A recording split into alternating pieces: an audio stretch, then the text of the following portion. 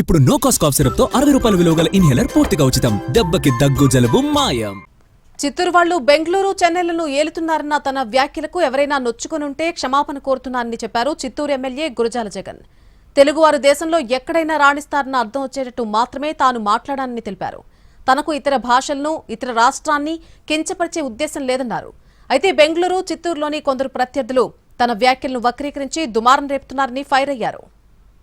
నేను కామన్గా ఏం చెప్పానంటే, మన ఆంధ్ర రాష్ట్ర ముఖ్యమంత్రి కూడా చిత్తూరు నుండి ప్రాతినిధ్యం వహిస్తున్న వ్యక్తి.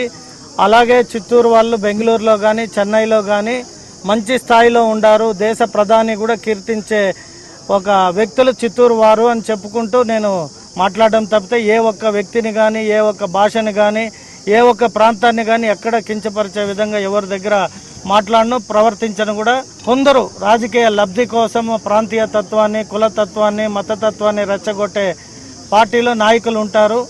ఎక్కడైనా తప్పు, ఇది తప్పుగా మాట్లాడినాడు గురజాల జగన్మోహన్ చిత్తూరు ఎమ్మెల్యే అని భావించే ఏ ఒక్క కన్నడిగా అయినా, ఏ ఒక్క కన్నడ అభిమాని అయినా భావిస్తే ఖచ్చితంగా మీ అందరి తరపున, మళ్ళీ ప్రత్యేకంగా నా తరపున వారందరికీ క్షమాపణ చెప్పడానికి నేను ఎప్పుడూ సిద్ధంగా ఉంటా.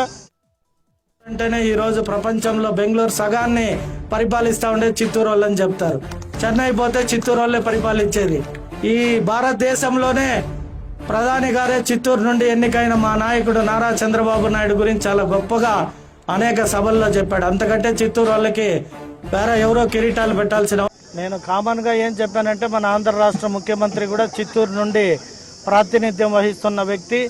అలాగే చిత్తూరు వాళ్ళు బెంగళూరులో కానీ చెన్నైలో కానీ మంచి స్థాయిలో ఉండారు, దేశ ప్రధాని కూడా కీర్తించే ఒక వ్యక్తులు చిత్తూరు వారు అని చెప్పుకుంటూ నేను మాట్లాడడం తప్పితే ఏ ఒక్క వ్యక్తిని కానీ, ఏ ఒక్క భాషని కానీ, ఏ ఒక్క ప్రాంతాన్ని కానీ ఎక్కడ కించపరిచే విధంగా ఎవరి దగ్గర మాట్లాడను, ప్రవర్తించను. కూడా ఇది తప్పుగా మాట్లాడినాడు గురజాల జగన్మోహన్ చిత్తూరు ఎమ్మెల్యే అని భావించే ఏ ఒక్క కన్నడ భావిస్తే ఖచ్చితంగా మీ అందరి తరపున, మళ్ళీ ప్రత్యేకంగా నా తరపున వారందరికీ క్షమాపణ చెప్పడానికి నేను ఎప్పుడూ సిద్ధంగా ఉంటా.